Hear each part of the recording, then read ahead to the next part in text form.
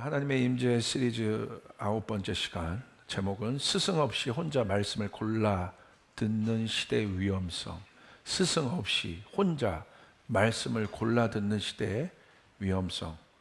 하나님의 말씀이 베스킨라빈스도 아니고요. 그렇게 골라 먹는 게 얼마나 위험한지 오늘 말씀을 통해서 최근 주셨던 마음들 좀 같이 나누도록 하겠습니다. 디모데후서 4장 1절부터 4절 우리 함께 봉독하시겠습니다. 시작. 하나님 앞과 살아있는 자와 죽은 자를 심판하실 그리스도 예수 앞에서 그가 나타나실 것과 그의 나라를 두고 엄히 명하노니 너는 말씀을 전파하라. 때를 얻든지 못 얻든지 항상 힘쓰라. 범사의 오래 참음과 가르침으로 경책하며 경계하며 권하라. 때가 이르리니 사람이 바른 교훈을 받지 아니하며 귀가 가려워서 자기의 사욕을 따를 스승을 많이 두고 또 그 귀를 진리에서 돌이켜 허탄한 이야기를 따르리라. 최근 기도할 때 하나님께서 말씀에 대한 부담감을 이렇게 계속 주시는 거예요. 당연하죠. 말씀에 대한 부담감이 있죠. 기도에 대해서 제가 굉장히 많이 강조하는 목회자인데 그것과 함께 최근에는 말씀에 대한 부담감을 계속 주셔서 저는 그런 키워드들이 올 때 이것을 붙잡고 또 성전에서 또 기도합니다. 그러면 하나님께서 인도하시는 방향성들이 있어요. 하나님 이 말씀을 통해서 하나님 또 이 말씀에 대한 부담감을 주시는데 하나님 뭘 말씀하십니까? 라고 주님 앞에 묻고 기도할 때 오늘 본문 말씀을 이렇게 주셨어요. 그리고 이 시대와 이 세대가 하나님의 말씀을 대하는 태도가 얼마나 잘못되어 있는지 이것에 대해서 보게 하셨어요. 자, 여러분 보세요. 모든 게 원리입니다. 원리. 하나님이 질서의 하나님이고 창조의 하나님이시기 때문에 모든 것이 하나님의 질서, 창조의 질서 안에서 움직입니다. 순환되는 거예요. 그 안에서. 자, 그 맥락에서 볼 때 우리의 신앙이 제대로 서지 못하는 이유가 있어요. 왜 그럴까요? 우리 신앙이 굳건히 서야 되는데 서지 못하는 이유. 많은 이유가 있을 수 있겠지만 제일 강력한 이유는 뭐냐면 하나님의 말씀이 없기 때문에 그런 거예요. 그러니까 감정 위에 세워진 신앙은 감정이 흔들리면 무너지게 돼 있어요. 지식 위에 세워진 신앙은 그 지식이 흔들리면 무너지게 돼 있어요. 경험 위에 세워진 신앙은 그 경험이 흔들리면 무너지게 돼 있어요.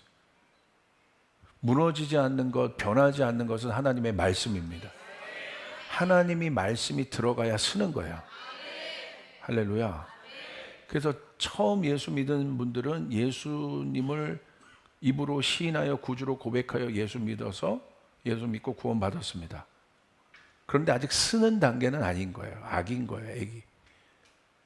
장성한 분량에 이뤄서 굳건히 서서 하나님의 용사가 되기까지 제일 중요한 과정이 뭐냐면 하나님의 말씀이 들어가야 돼요. 하나님의 말씀이 들어가야 서게 되는 것이에요. 그러면 두 번째, 말씀을 들어요. 말씀을 들어도 서지 못하는 이유가 뭡니까 그럼? 자, 첫 번째는 이제 알았어요. 근데 말씀을 들어요. 말씀을 먹어요. 그런데 말씀을 내가 30년, 40년을 들었는데 내 신앙이 여전히 답보 상태이다. 왜 그런 줄 아십니까? 이 부분을 오늘 제가 말씀드리려고 하는 거예요. 잘못된 구조 안에서 말씀을 들었기 때문에 그래요. 하나님의 말씀이 풀어질 땐 하나님이요. 이게 구조라는 표현이 제가 참 이게 단어가 적당하지는 않은데 그래도 그렇게 표현할 수밖에 없어요. 그러니까 하나님의 구조가 있어요.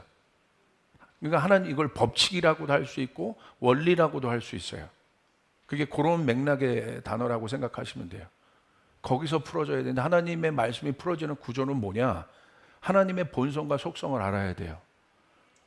하나님은 누구십니까? 하나님의 말씀은 하나님이에요. 다시요. 하나님의 말씀을 우리가 듣잖아요. 하나님의 말씀은 하나님이신 거예요. 아멘. 우리가 책 읽는 것 아닙니다. 하나님의 말씀이 하나님이세요. 그 하나님은 영이십니다. 그럼 영이 활성화되는 구조가 있다는 거예요.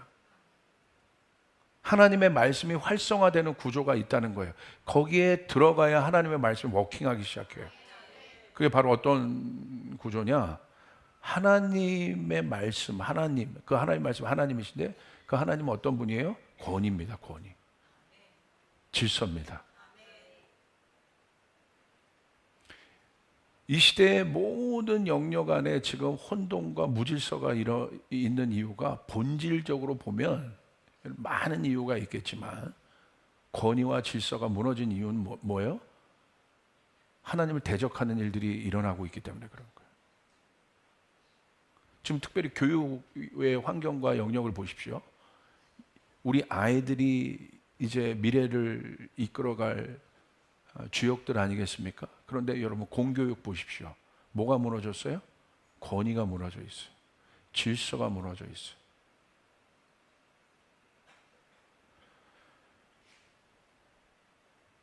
하나님의 말씀도 마찬가지예요. 하나님의 말씀을 듣는데 내 안에 하나님의 말씀이 역사하지 않는다?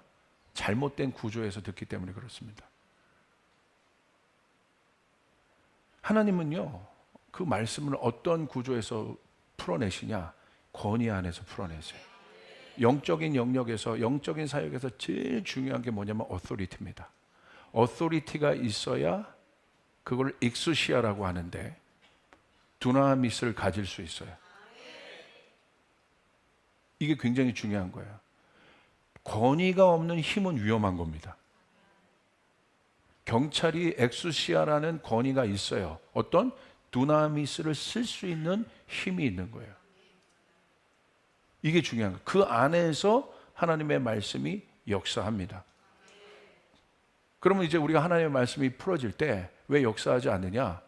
그 구조 안에서 하나님의 말씀을 안 듣기 때문에 그래요. 다 어떻게 들어요? 하나님의 말씀을 독학하듯이 들어요. 스스로 들어요. 이것이 얼마나 위험한지를 알아야 돼요. 하나님의 말씀은 거기서 풀어지지 않아요. 자, 보세요. 도제관계라는 것을 제가 여러분에게 좀 말씀을 드리는데, 도제관계는 뭐냐면요, 사전적 정의로 보시면 장인이 되길 원해 장인으로부터 훈련받는 사람을 말해요. 원래 이 도제 시스템은 어디에 있었냐면 유럽 중세 도시의 상인이나 수공업자들의 동업조합이 뭐냐면 길드라는 동업조합이 있었습니다. 그 안에서 이 도제 시스템이 사실은 존재했어요. 왜 그러냐면 이 장인들의 구조는 어떤 구조를 통해서 물건을 생산하냐면 도제 관계를 통해서 물건을 생산합니다. 그러니까 공장에서 대량 생산하는 물건과 달라요. 이게 도제 관계예요. 반드시 장인을 통해서 만들어지는 어떤 물건은 제자를 통해서, 제자, 도제 관계 속에서 만들어져요. 그래서 값어치 있는 거예요. 그냥 공장에서 막 찍어내는 어떤 물건과는 다른 겁니다. 같은 도자기여도 그냥 공장에서 막 기념품 찍어내는 기념품과 장인들, 이 도제 관계를 통해서 만들어지는 도자기는 달라요. 많을 수가 없어요.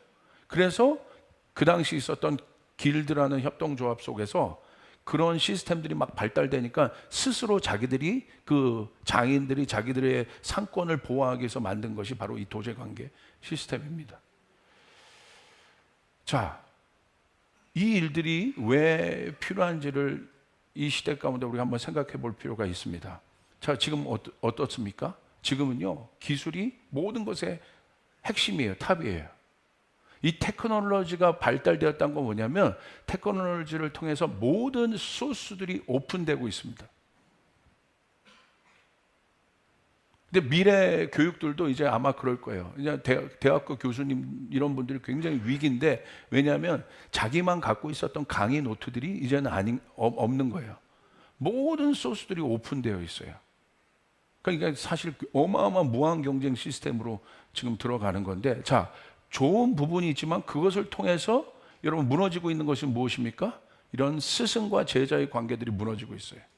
왜 여러분 이 부분이 중요합니까? 왜 장인이 제자를 뽑아서 그 제자를 통해서 어떤 물건들을 생산하겠습니까? 기술만을 가르쳐 주는 게 아닙니다. 뭘 가르쳐 줘요? 스피릿을 주는 거예요.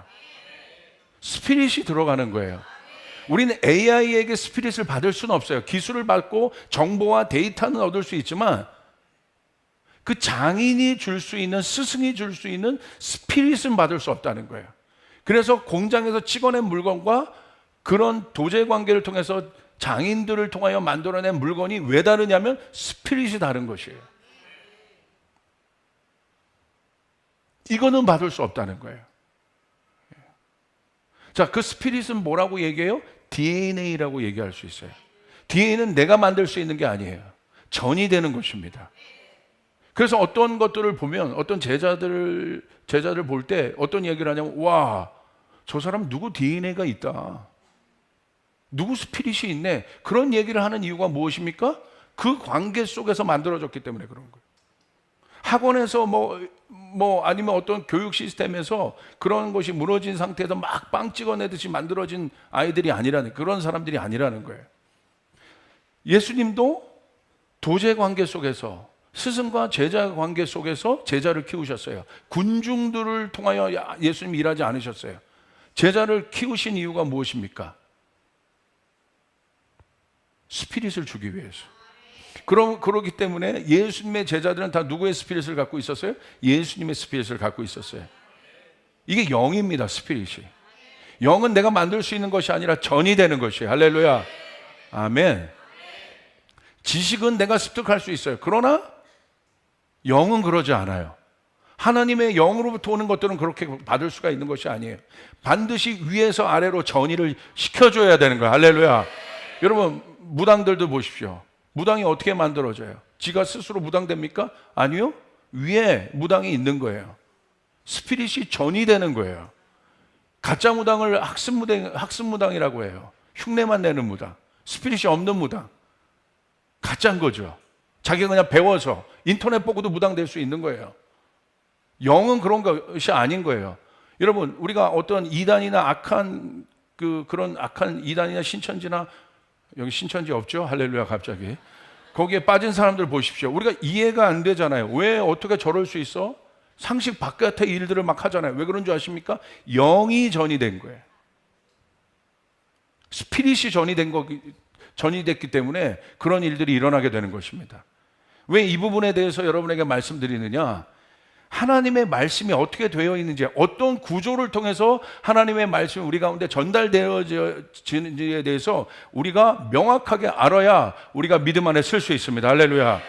디모데후서 3장 16절부터 17절 우리 한번 같이 한번 읽겠습니다. 시작. 모든 성경은 하나님의 감독으로 된 것으로 교훈과 책망과 바르게 함과 의로 교육하기에 유익하니 이는 하나님의 사람으로 온전하게 하며 모든 선한 일을 행할 능력을 갖추게 하려 함이라. 하나님의 말씀을 적용하면 삶이 변화되는 이유가 바로 위 말씀에 있습니다.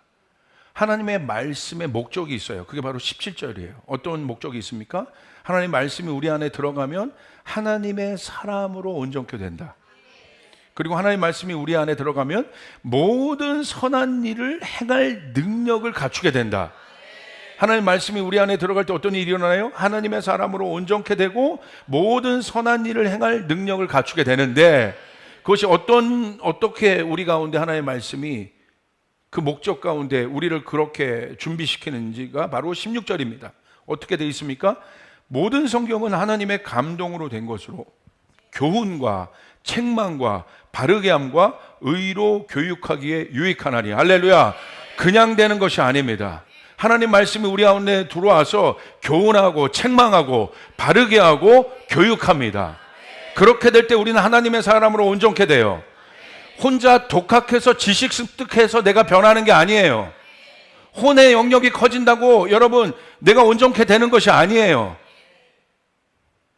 한마디로 16절을 말씀드리면 어떤 단어로 정의할 수 있냐면 교육이라고 정할 수 있는 거예요. 하나님의 말씀이 어떻게 우리 가운데 전달되어지느냐? 교육을 통해서. 교육은 여러분 어떤 구조 속에서 이루어집니까? 스승과 제자가 있는 것입니다. 할렐루야. 그 속에서 하나님의 말씀이 전해지는 것이에요.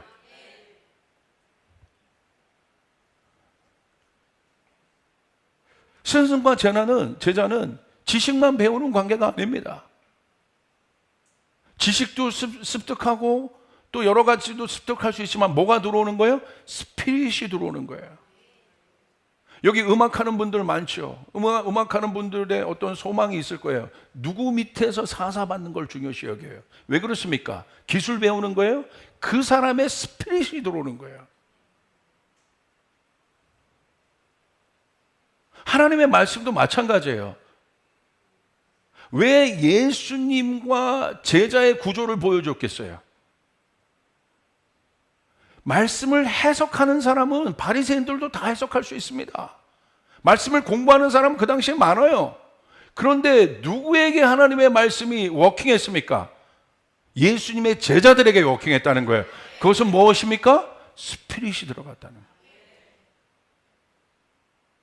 그 구조에서 하나님의 말씀을 역사한다는 거예요. 오늘 이 말씀을 들을 때 여러분 잘 생각해 보세요. 내가 말씀을 듣는데 내 안에 하나님의 말씀이 워킹하지 않는 이유를 이제 아셨겠습니까? 아셨겠습니까? 할렐루야. 10년, 20년, 30년이 지나도 하나님의 말씀이 내 안에 지식으로만 습득된 이유를 아시겠어요? 잘못된 구조에서 풀리고 있기 때문에. 여기 가르치는 부분들도 있잖아요. 선생님들도 계시잖아요. 뭐 운동도 있고 여러분 진짜 교육도 있고 음악도 있고 다 있잖아요. 제일 중요한 게 뭐예요? 왜 선생님이 필요해요? 기계가 가르쳐줘도 되죠. 우리는 그런 존재가 아니란 말입니다. 인간은. 할렐루야. 반드시 스피릿이 들어가게 돼 있단 말이에요. 이게 중요한 거예요. 사단이 그것을 노리는 거예요. 그것을 무너뜨리고 있는 거예요. 아버지와 자녀의 관계를 무너뜨리고 있는 거예요. 아버지와 자녀의 관계는 어떤 거예요? DNA예요. DNA. 스피릿이 들어가고 있다는 것이에요. 내가 만들 수 있는 것이 아닙니다. 알코올 중독자 아버지에게 왜 알코올 중독자 자녀가 나올 가능성이 많을까요? 왜? DNA가 들어간 거예요. 그게 무서운 거란 말입니다. 왜 믿음의 부모 밑에 믿음의 자녀들이 온전한 자녀들이 성장할 수 있겠습니까? 왜 그렇습니까? DNA가 들어가는 겁니다. 지식을 가르쳐 주는 것이 아닙니다. 그 삶을 통하여 그것들이 들어가게 되는 것이고 다방면의 여러 가지 동감을 통하여 그 일들이 들어가게 되는 것이에요. 할렐루야. 스피릿이 들어간 거예요. 스피릿이. 이게 중요한 거예요. 자, 그런 관점에서 오늘 본문을 썼던 바울이 오늘 본문은 바울이 디모데전서, 디모데후서, 특별히 오늘 디모데후서를 이렇게 대해서 여러분과 나누려고 하는데 이 디모데전후서는 디도서와 함께 목회서신이에요. 바울의 서신 중에. 목회서신은 뭐냐면 목회자에게 쓴 거예요. 그냥 평신도들에게 쓴 것이 아니라 바울은 목회자입니다. 하나님의 말씀을 전하는 사람이에요. 디모데는 누굽니까? 바울의 수제자입니다. 바울과 함께 동역했어요. 근데 지금 상황이 어떤 상황이냐면 바울이 로마 감옥 안에 지금 묶여 있는 상태예요. 그러니까 이 디모데 전후서는 바울의 마지막 서신서예요. 그러니까 이 디모데 전후서는 우리 뭐라고도 얘기하냐면 바울의 유언서라고도 얘기합니다. 그걸 누구에게 썼어요? 그럼 제자에게 지금 쓴 거예요. 사람이 죽기 전에 말하는 것이 유언이라고 하잖아요. 근데 이 유언이 왜 중요합니까? 제일 중요한 걸 얘기했다는 거예요. 그래서 디모데 전후서가 중요한 거예요. 바울이 생각할 때 죽기 전에 자기가 생각할 때 자기가 사역도 해보고 여러 가지 많은 경험을 했는데 그 모든 그 바울의 안에 있는 그것을 유언에 담아서 누구에게 한 겁니까? 지금 디모데에게 하고 있는 거예요. 바울이 지금 상황을 보면 사슬에 매여 있는 그런 최악의 상황입니다. 근데 지금 이 시대의 상황이 어떤 상황이었냐면 로마 네로 황제가 거기 로마에 화재가 있었지 않습니까? 그 공격이 누구에게 가기 시작했어요. 부분적 탄압이 있었는데 그것을 이제 기독교인이 했다는 이 계략으로 인해서 이 로마 시대에 지금 바깥에 기독교를 향한 어마어마한 외부적 탄압이 증가되고 있는 그때, 그리고 내부적으로는 교회 안에 이단들이 판치고 있는 때입니다. 바로 그 절대절명의 위기의 상황 속에서 바울이 감옥에 있으면서 디모데에게 이 유언서를 쓰고 있는 것입니다. 무슨 얘기를 했을까요? 어떤 것을 디모데에게 부탁했을까요? 그것이 바로 오늘 본문의 말씀입니다. 오늘 본문을 통해서 여러분 우리가 깨달아야 될 것은 아주 중요한 것을 얘기하는데, 바울과 디모데의 관계가 어떤 관계인지에 대해서 우리가 먼저 설정하고 가야 돼요. 바울과 디모데의 관계는 어떤 관계입니까? 스승과 제자의 관계입니다. 스승과 이 제자의 관계 속에서 바울이 그 속에서 하나님께 받은 말씀들을 풀어내고 있습니다. 1절 우리 한번 같이 보겠습니다. 하나님 앞과 살아있는 자와 죽은 자를 심판하실 그리스도 예수 앞에서 그가 나타나실 것과 그의 나라를 두고 엄히 명한다. 엄히 명한다라는 표현을 쓰고 있습니다. 1절에 보면 엄히 명한다는 표현인데, 이 말은 지금 말하는 것을 디모데가 반드시 기억하라는 거예요. 디모데야, 기억해라. 내가 아주 중요한 얘기를 너에게 하고 있는 거야. 기억해야 돼. 그게 바로 엄히 명한다는 거예요. 그냥 흘려듣지 마. 여러분 오늘 제 설교를 흘려듣지 마시길 바랍니다. 일부 예배 때도 제가 너무 부탁드리며 말씀을 전했어요. 기도하는데 이 시대에 우리가 말씀을 어떻게 대하느냐에 대한 하나님의 강력한 제안에 권면이 있었어요. 오늘 하나님의 말씀을 들으시길 바랍니다. 엄히 명한다, 내가 너에게. 이렇게 얘기하고 있습니다. 그리고 이렇게 얘기합니다. 1절에서 하나님 앞과 살아있는 자와 죽은 자를 심판하실 그리스도 예수 앞에서. 그러니까 무슨 말이에요? 내가 지금 하고 있는 건 내 머리에서 나오는 개똥 철학이 아니야. 내 생각을 얘기하고 있는 게 아니야. 디모데야, 명심해서 들어. 하나님 앞과 다시 오실 심판하실 그리스도 앞에서 내가 너에게 하는 것이야. 엄청나게 강조하여 이 말씀을 지금 전하고 있습니다. 그러면서 여러분 1절 또 한번 또 보시길 바랍니다. 두 번째, 살아있는 자와 죽은 자를 심판하실 그리스도, 그리고 그의 나타나실 것과 그의 나라를 두고, 이런 말을 바울이 적습니다. 심판자 예수 그리스도와 재림주 예수 그리스도를 지금 언급합니다. 자, 보세요. 살아있는 자와 죽은 자를 심판할 그리스도, 이것은 뭘 말하냐면 여기에 해당 안 되는 사람들이 있어요? 없다는 거예요. 모든 인생이 심판자 앞에 서게 됩니다. 할렐루야, 아멘. 내가 예수 믿는 사람뿐만이 아니라 예수 믿지 않는 모든 사람들이 심판자 앞에 서게 된다는 것이에요. 바로 그걸 얘기합니다. 이건 예외 없어. 누구에게만 하는 거 아니야. 그리고 두 번째 뭐라고 얘기하냐면 그의 나타나실 것과 그의 나라를 두고, 그의 나타나실 건 뭐예요? 다시 오실 재림주 예수를 얘기하는 거예요. 모든 사람이 이 재림주 예수를 만나게 될 것입니다. 중요하다는 거예요. 그래서 1절에 강조하면서 지금 얘기하고 있는 것입니다. 모든 사람이 들어야 된다는 것이에요. 근데 어떻게 들어야 돼요? 2절, 너는 말씀을 전파하라. 때를 얻든지 못 얻든지 항상 힘쓰라. 범사의 오래 참음과 가르침으로 경책하며 경계하며 권하라라고 되어 있습니다. 자, 우리가 이 말씀을 볼 때 많이 아마 이 말씀을 접했을 겁니다. 이 말씀을 접할 때 말씀을 전파하라는 것을 전도하라는 측면에서 너는 열심히 전도해라 라고 생각하는 분도 많으실 거예요. 맞습니다.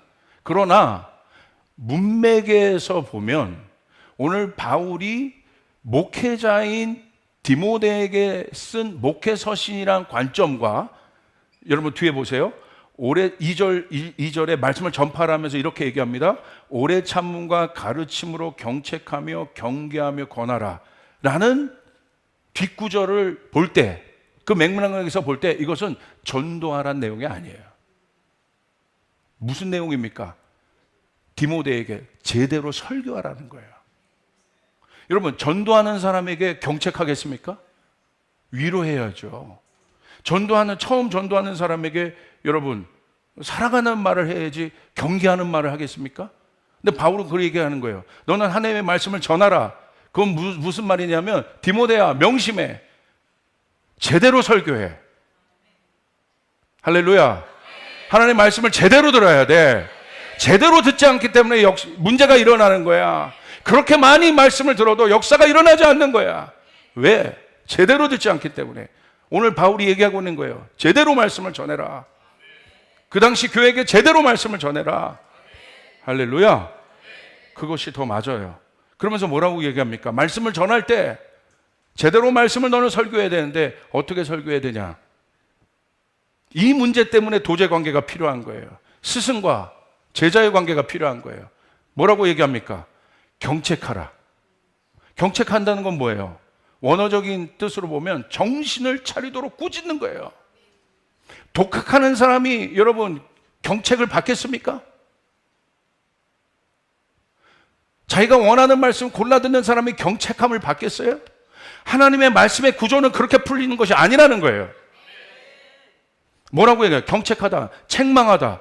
이 말은 하나님의 말씀을 통해 자신이 어떤 잘못을 했는지를 분명히 알게 하라는 거예요. 너는 교인들에게 말씀을 전할 때 경책해야 돼. 그냥 그들의 귀를 긁어주는 메시지만 하는 게 아니야. 그들이 원하는 메시지만 던져주는 것이 아니야. 하나님의 말씀은 우리를 온전케 합니다. 성령의 능력을 행할 수 있는 준비를 하게 합니다. 그럼 우리가 준비되어져야 하는 거예요. 여러분 믿습니까? 그러면서 뭐라고 그래요? 경책하라. 그리고 뭐라고 얘기합니까? 경계하라. 경계는 뭐냐면 주의를 주는 거예요. 위험한 상황이나 환경에서 특별히 깨어있도록 주의를 주는 것이 경계하라는 것이에요. 오늘 바울은 왜 디모데에게 하나님의 말씀을 제대로 설교하라고 강조하고 있습니까? 여러분이 하나님의 말씀을 받을 때 스승과 제자의 구조에서 하나님의 말씀을 받고 있습니까? 아니면 그것 없이 스스로 하나님의 말씀을 골라받고 있습니까? 민감한 질문이에요.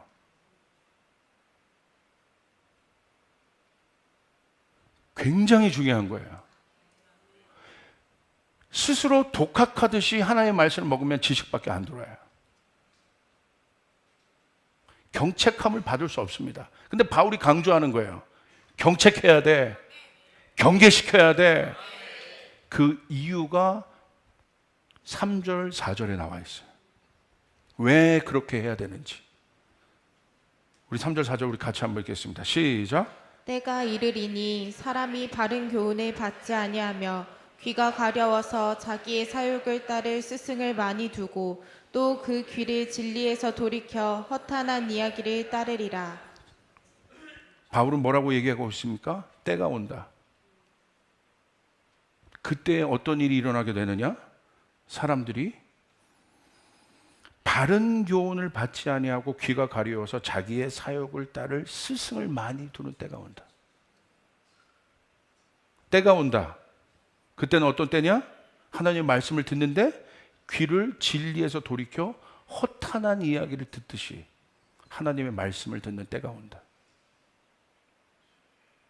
이때 너는 하나님의 말씀을 똑바로 설교해야 되는데 어떻게? 경책해야 한다. 경계해야 한다. 깨어있게 해야 한다. 할렐루야. 바른 교훈이란 건 여러분 뭘 말하는 거겠습니까? 건강한 교훈을 말하는 거예요. 타락하지 않은 교훈, 썩지 않은 교훈. 그게 바른 교훈이에요. 원어적으로 건강하다는 뜻이에요. 바른 교훈을 받지 않는다는 건 뭐냐면요, 쉬운 메시지를 듣는다는 거예요. 여러분, 좋은 약이 써요, 달아요? 목사님, 요즘 좋은 약은 달기도 합니다. 그렇게 말하면 할 말 없어요. 그렇게 말씀하실까 봐. 그 관점으로 제가 여러분에게 말씀드리는 거 아니잖아요. 피가 되고 살이 되게 하는 하나님의 말씀이 아니라 가려운 귀를 긁어주는 말씀만을 듣기 원해요. 그때가 온다는 거예요. 저는 이 말씀을 보고 깜짝 놀랐어요. 그래서 하나님이 이 말씀에 대한 부담감을 계속 주셨구나. 이 시대 어떻습니까? 여러분, 코비드 때 많은 사람들이 교회 나오기 어려워서 뭐가 막 개발되냐면 온라인 예배나 이런 것들이 막 개발됐어요.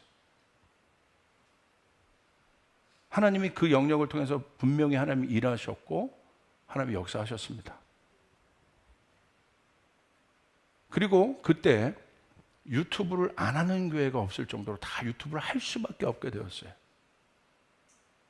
저희 교회도 원래 그런 쪽에 신경을 안 썼습니다. 원래 미디어 쪽에 굉장히 강한 교회지만 여러분 보세요. 저희가 유튜브나 이런 거 해본 적이 없어요. 근데 언제 했어요? 코로나 때 했어요. 왜 했냐면 어쩔 수 없어서 한 거예요.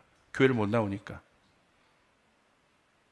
자, 그걸 통해서 저희가 또 열심히 했습니다. 그런데 한 몇 년 지나고 나서 보니까 어떤 풍조들이 이렇게 보이냐면 하나님의 말씀을 골라 듣는 사람들이 생겨나기 시작한 거예요. 자기의 귀를 긁어주는 메시지를 듣는 거예요. 그러면서 이렇게 와서 교회 와서 이렇게 판단합니다. 여기는 내가 원하는 메시지 안 하네. 그게 뭡니까? 그래서 바울이 얘기하는 거예요. 뒤에 뭐라고 얘기하냐면 3절 보세요. 귀가 가려워서 자기의 사욕을 따를 스승을 많이 둔다. 여러분, 스승이 제자를 두는 거죠. 제자가 스승을 둡니까? 엄청난 말씀 아니에요? 제자는 그 권리가 없어요. 따라가는 사람이지. 할렐루야. 그런데 바울이 권면하고 있는 거예요. 그때가 온다. 어떤 때예요? 자기 사욕. 어떤 사람은 그것이 정말 기복적인 메시지일 수도 있고, 어떤 사람은 자기가 원하는 어떤 메시지일 수도 있어요. 성경은 그걸 듣는다고 해서 내가 여러분 좋아졌다? 내가 십자가 메시지를 맨날 듣는다고 해서 내가 십자가의 능력이 나에게 있다? 천만에. 왜 바울이 그 얘기를 했냐는 거예요. 자기 소욕을 따라, 자기 사욕을 따라 스승을 많이 뒀다는 건 뭐냐면 쌓아둔다는 거예요. 제가 그 전에는 그걸 몰랐어요. 이 시대를 이렇게 다 보는데 정말 많은 사람들이 말씀을 듣거든요. 특별히 유튜브 이렇게 조사를 해보면요, 젊은 사람들은 말씀 많이 안 들어요. 젊은 사람들은 찬양을 많이 들어요. 그리고 숏 메시지 이런 거 하여간 이따 3부 때 이제 끝내게 모르겠습니다. 할렐루야. 이건 또 그거예요. 대부분 유튜브에서 말씀 제일 많이 듣고 그런 기독교 컨텐츠 보는 분이 5, 60대예요. 사실 이 어르신들 5, 60대 이 장년들은요, 우리 교회, 우리나라의 한국 교회 기둥과 같은 시대 세력이래. 중요한 분들입니다. 그런데 그 어떤 때보다도 하나님의 말씀이 이렇게 많이 쏟아지고, 유튜브 안 하는 교회가 없잖아요.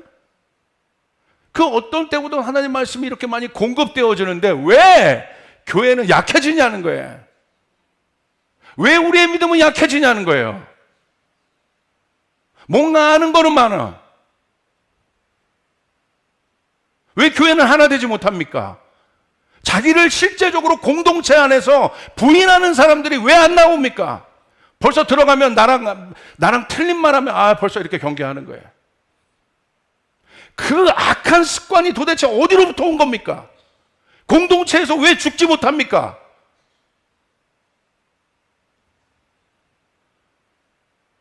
뭐가 문제인 겁니까? 하나님의 말씀이 문제입니까? 말씀이 되신 예수 그리스도, 그분은 죽었어요. 할렐루야. 죽음으로 우리를 살려냈어요. 이게 온전한 복음이요, 살아나게 하는 복음이요. 아멘. 우리는 그 말씀을 24시간 들어요. 죽으라는 말씀을. 근데 왜 안 변해요? 하나님이 문제인가요? 하나님의 말씀이 문제가 있습니까? 제가 생각할 때 문제가 없어요.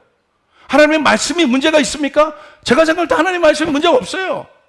하나님이 문제가 있습니까? 제가 생각할 때 하나님 문제 없습니다. 뭐가 문제예요? 내가 문제인 거예요. 하나님의 말씀이 잘못된 구조에서 풀리고 있다는 거예요. 제자가 어디에서 만들어져요? 혼자 독학해서 제자가 만들어집니까? 스승이 없는 제자를 보셨습니까? 아비가 없는 아들을 보셨습니까? 우린 착각하는 거예요. 내가 그것을 많이 들으면, 내가 원하는 어떤 것들을 많이 들으면, 여기가 커지면 내가 뭐가 된 것 같은 거예요. 이것이 어렵게 만드는 거예요. 이런 설교를 하기가 힘들어요. 저도 몇 번을 기도하고 어저께는 평상시 기도하는 것보다 2배를 더 기도하고 왔어요. 하나님, 하나님의 말씀이 들려지게 도와주시옵소서. 오늘 바울이 디모데에게 얘기하고 있는 거예요. 목회자에게. 말씀을 전하는 건 전도하라는 것이 아니라 제대로 설교해. 권면해. 경책하라. 누가 권면하고 경책할 수 있어요? 스승이 있어야. 너 왜 네가 원하는 것만 듣니? 귀를 긁어주는. 그러면 들어와서 판단하는 거죠. 여기는 내가 원하는 메시지 안 하네. 여기는 뭐 이스라엘 메시지 안 하네. 여기는 무슨 메시지 안 하네. 자기가 스승을 두는 거예요.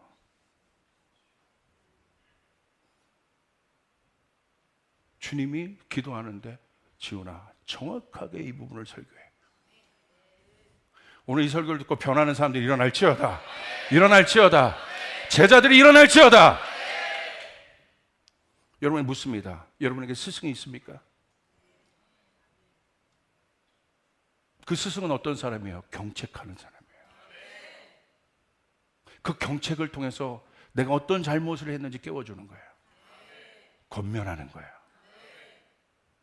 만나야 돼요. 함께 해야 돼요. 이것들이 이런 기류가, 말씀을 듣는 기류가 한국교회에 이렇게 퍼지기 시작하니까 어떤 일이 나기 시작해요? 무교회주의자들이 나오기 시작해요. 교회론이 깨어지기 시작해요. 그럼 나중에 가면요, 교회 필요 없다고 얘기해요. 이제 왜 모이냐고 얘기해요. 개인주의가 극대화돼요. 자기가 죽지 않은 단체는요, 모여도 소용없어요. 모이면 다 되는 게 아니에요. 자기가 죽은 사람들이 모이는 거예요. 할렐루야. 그것이 교회입니다. 여러분, 이제 흐름을 보세요. 왜 하나님께서 지속적으로 저희 교회 가운데 리뉴 마인드를 선포하고 케노시스를 선포하고 어린 양의 메시지를 줘서 우리를 준비시킬까요? 진짜 성령의 역사가 이 교회 가운데 일어나기 위해서. 할렐루야. 진짜 제자들이 일어나기 위해서. 아멘. 제가 일부 예배 때는 거의 어르신들이 오니까 제가 그런 얘기를 했어요. 두렵고 떨리는 마음으로 말씀드립니다. 어르신들 변하시겠습니까? 우리 장년부들 변하시겠습니까? 청년들은요, 솔직히 고백하면 제가 좀 강하게 할 수 있어요. 솔직하게. 왜? 일단 나이로 먹고 가는 거 아니, 한국은 민증 이게 그런 차원은 아니. 그래도 얘기할 수 있어요. 그렇게 하면 안 돼. 그런데 사역 많이 했다는 분들, 그래도 어디에서 내가 한 타이틀 좀 가졌다는 분들, 내가 어떤 경험 좀 했다는 분들, 이분들에게 말하기는 진짜 어려워요. 혼자 유튜브 보면서 혼자 신앙 싸움하는 분들에게 경책하기란요. 여러분, 제가 이 말하면 저 사람 교회 떠날 수도 있는데 그게 먼저 생각이 되어져요. 이 사람 들을 수 있을까? 오늘 디모데에게 바울이 강조하고 있는 거예요. 내가 너에게 엄히 명한다. 이 말씀 선포해라. 말씀을 선포해라. 제대로 설교해라. 경책하여 권면하라. 아멘. 우리 장년부에게 묻습니다. 여러분, 그렇게 말하면 여러분 바뀌십니까? 아멘? 그게 문제인 거예요. 하나님의 말씀을 들어서가 문제가, 못 들어서가 문제고 듣고 못 듣고의 문제가 아니라 스승에게 듣지 않기 때문에. 예수님의 제자들이 예수님의 말씀을 누구에게 들었어요? 스승인 예수님에게 들었어요. 바울은 예수님의 제자예요. 바울의 메시지를 누구에게 들었어요? 누가 들어요? 디모데가 들어요. 제자가 들어요. 하나님의 말씀이 그렇게 전달되어진다는 거예요. 군중들도 예수님의 말씀을 들었는데 왜 군중들에겐 역사가 일어나지 않습니까? 제자 관계가 아닌 거예요.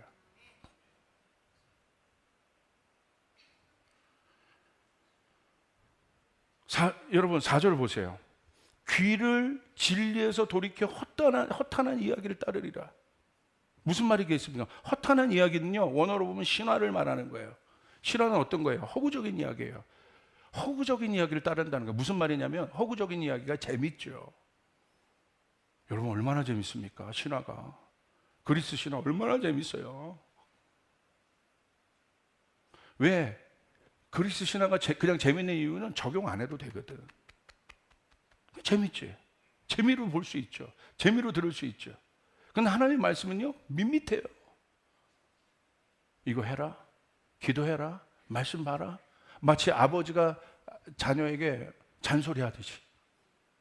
이거 하지 마, 뭐 하지 마, 이거 해. 얼마나 힘듭니까? 재밌어요? 바울은 그것을 본 거예요. 귀를 진리에서 돌이킨다. 다시 말하면 진리로 여기지 않는다는 건 따르지 않는다는 거예요. 적용하지 않는다는 거예요. 그리고 허탄한 이야기를 따르리라. 허탄한 이야기는 신화를 꾸며진 이야기예요. 얼마나 재밌습니까?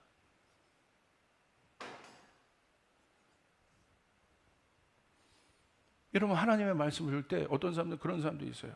어떤 강사가 와서 막 웃겨. 그럼 막 한 시간 또 웃다가 연기가 안 돼. 할렐루야. 그래요. 그리고 나갈 때 좀 오늘 말씀 들은 것 같아. 왜? 뭔가 시원하거든. 그거는요, 변비 환자가 들코락스 먹고 그냥 똥 싼 거야. 들코락스 너무 정당하게 얘기해서. 근데 또 쌓여요. 그게 해결이 아니란 말이에요.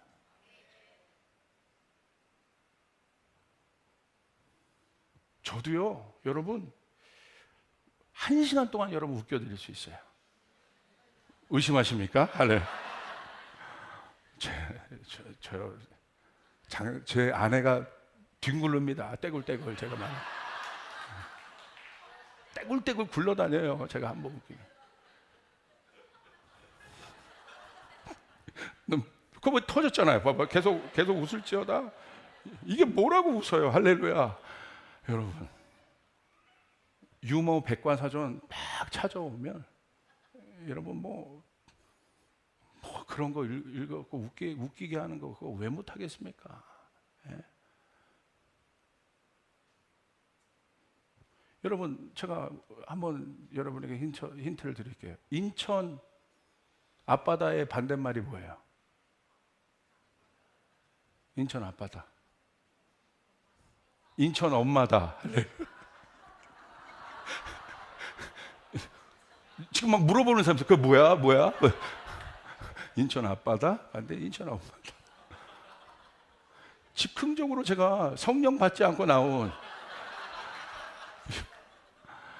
여러분, 내가 한 바퀴 여기서 이게 감정적으로 한번 웃었다고 그게 역사냐 이거. 한 번은 어떤 감정적인 해결이 있어도 서지 못한다 이거예요.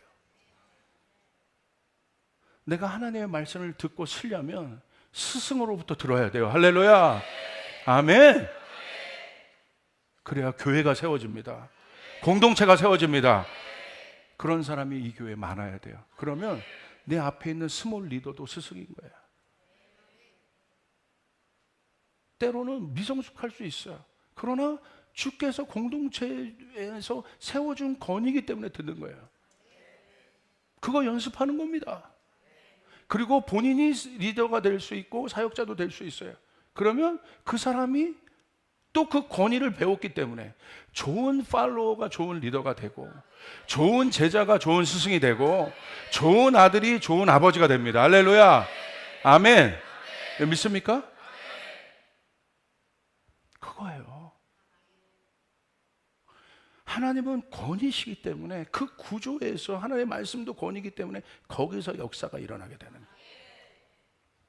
벌써 이런 얘기하면 이제 개인주의 시대잖아요. 그럼 벌써 불편해지기 시작해요. 알겠는데. 근데 여기서는 아멘 하지만 이것이 현실적으로 여러분의 스몰에 여러분의 부서에서 일어나 보십시오.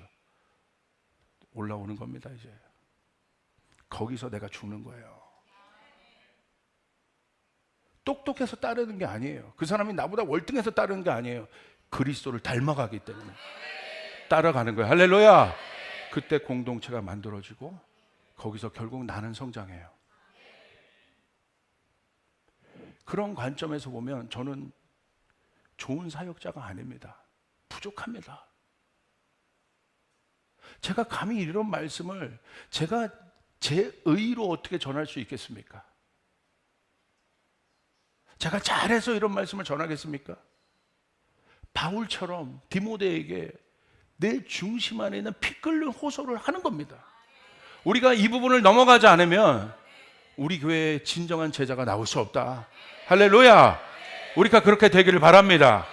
아멘. 그렇게 될 때 우리 자녀들이 쓰게 되는 거예요. 이 아이들이 세상을 바꾸게 되는 겁니다. 그리고 세상의 모든 문제는 혼돈입니다.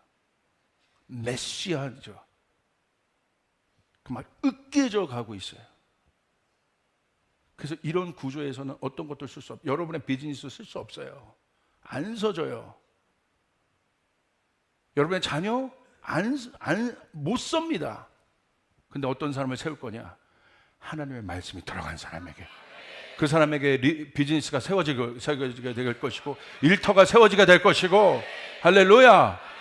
자녀가 세워지게 될 것이고, 그 일들이 일어나게 될 것입니다.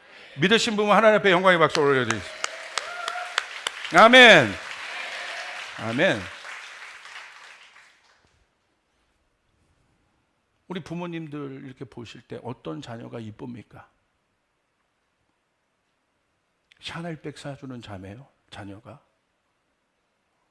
할렐루야. 그것도 괜찮을 수 있어요. 그런데 진짜 이쁜 자녀는 어떤 자녀예요? 아버지 마음을 아는. 그리고 제가 예전에는 아버지 말을요 사사건건 반대했어요.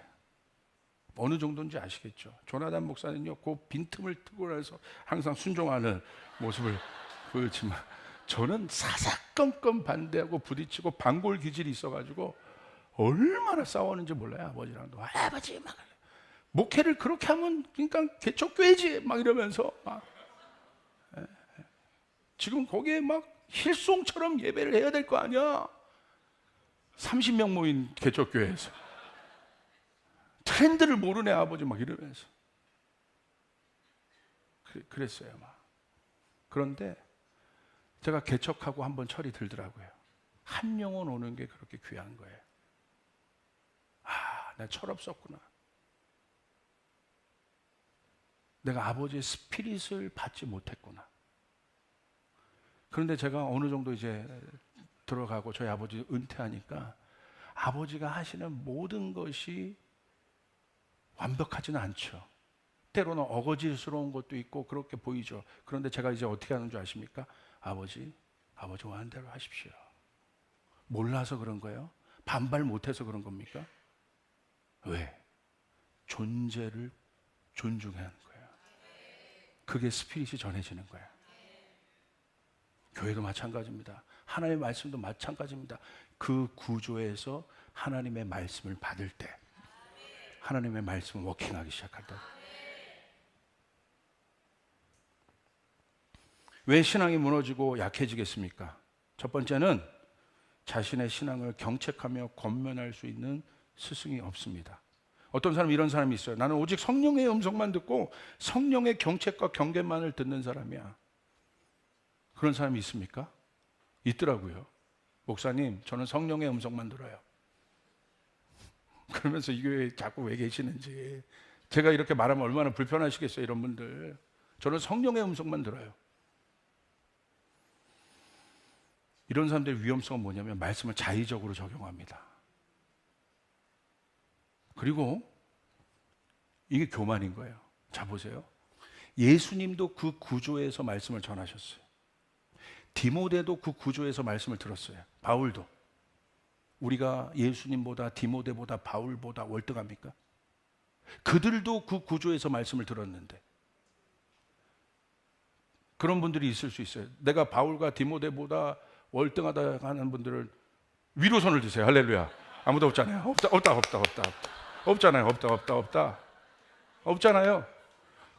그러기 때문에 우리는 이 구조에서 말씀을 들어야 된다는 거예요. 할렐루야. 아멘.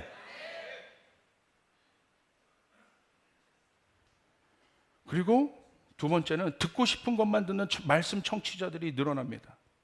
자신의 사욕을 따라서. 인터넷에 스승이 왜 이렇게 많은지 모르겠어요. 저희 교회도 그래도 제 말씀을 그래도 많이 듣는 편이에요.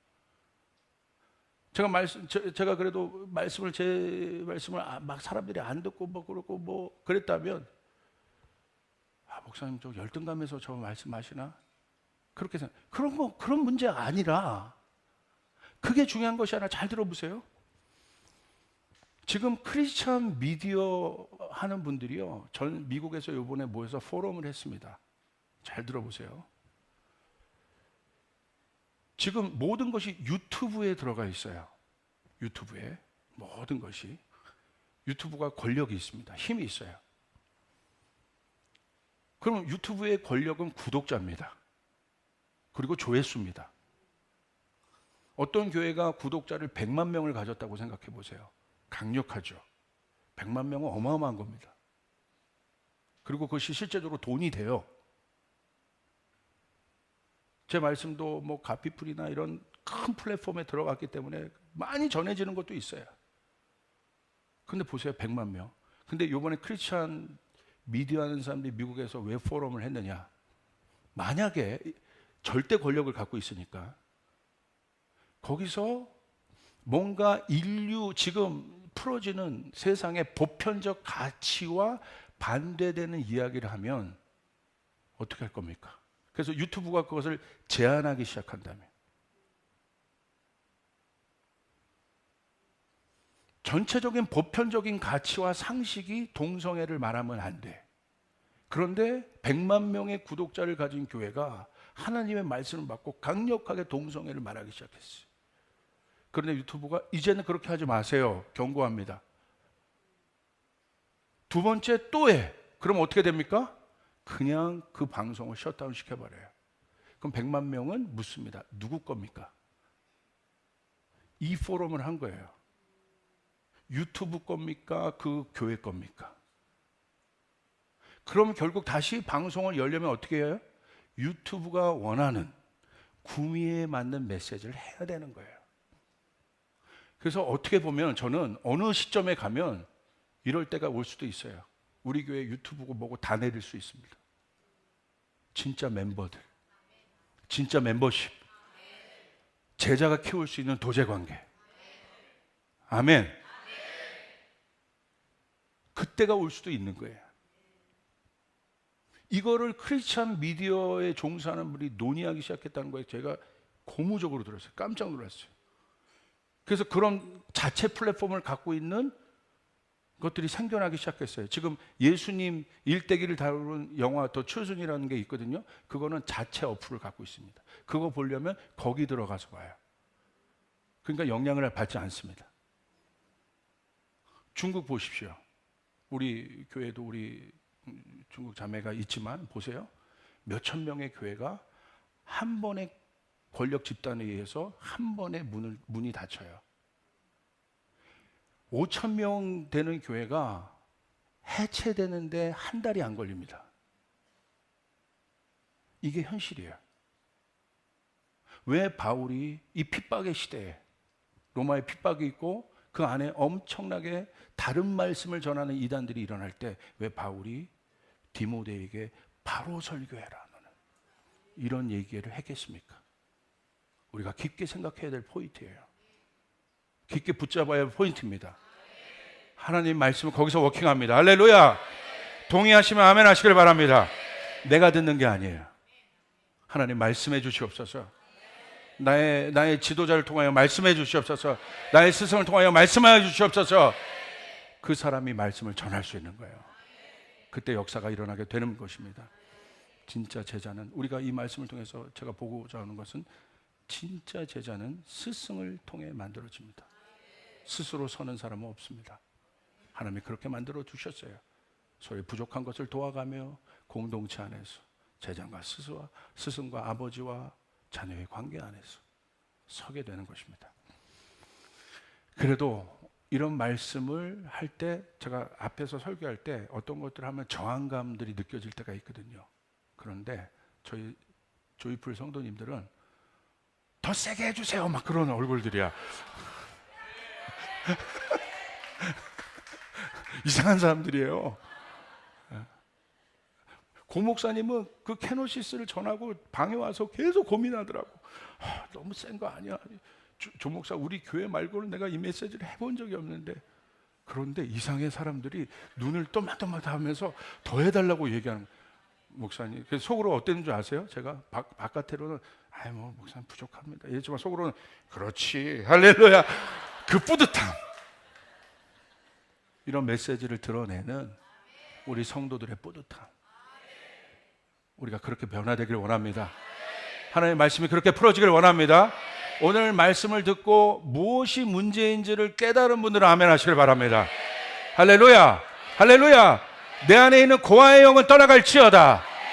내 안에 있는 잘못된 권위들은 떠나갈지어다.